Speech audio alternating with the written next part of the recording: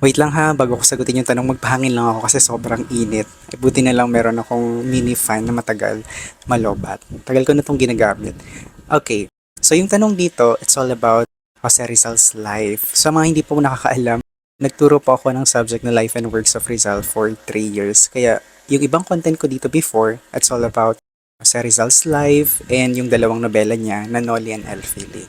So yung tanong dito, basahin ko na. Yung anak ba na dinadala o iniluwal ni Leonor Rivera, kay Dr. Jose Rizal po ba yun? Or dun sa lalaki na in-arranged marriage sa kanya? Okay, to answer the question directly, yung anak po na iniluwal ni Leonor Rivera, anak niya yun kay Charles Henry Keeping. Sino si Charles Henry Keeping? Ito po yung lalaking ipinagkasundo kay Leonor Rivera para mapangasawa niya. Kung hindi nyo pa napanood yung video kung saan galing tong comment na to, pinakilala ko ron at ipinakita ko si Leonor Rivera. Leonor Rivera was considered as the greatest love of Jose Rizal. Siya yung pinakamatagal na naging kasintahan ni Jose Rizal.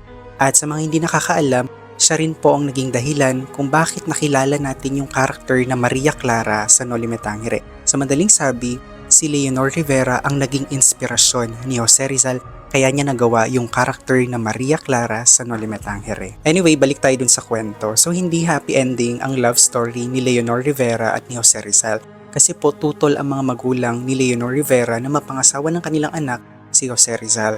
Noong mga panahon na to, matunog na kasi yung pangalan ni Jose sa mga Kastila. Matunog na yung pangalan niya sa simbahan at sa gobyerno ng Espanya. Kaya bilang magulang, andun yung takot ng mga magulang ni Leonor Rivera na baka madawit pa sa gulo yung kanilang anak. Tapos ito pa, yung mga sulat na pinapadala ni Rizal kay Leonor Rivera, hindi niya natatanggap at ganun din kay Leonor Rivera.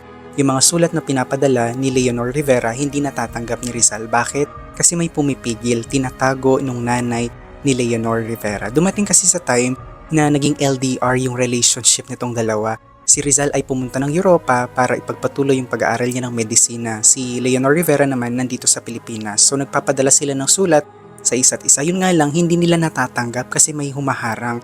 So nag-assume yung dalawa na baka nagkalimutan na sila.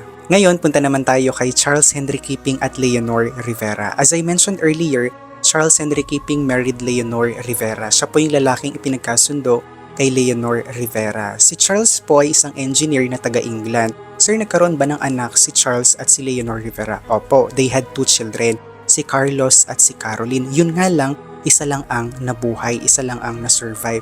Bakit sir, anong nangyari? On August 28, 1893, namatay po si Leonor Rivera dahil sa panganganak. Naging komplikado yung panganganak niya at makalipas ang ilang oras, namatay yung batang iniluwal niya or yung bunsong anak nila na si Caroline. Pagkalipas ng 3 taon, nagkaroon ng sakit si Charles kaya bumalik siya ng England para magpagamot. Yun nga lang, namatay din siya at doon na siya inilibing.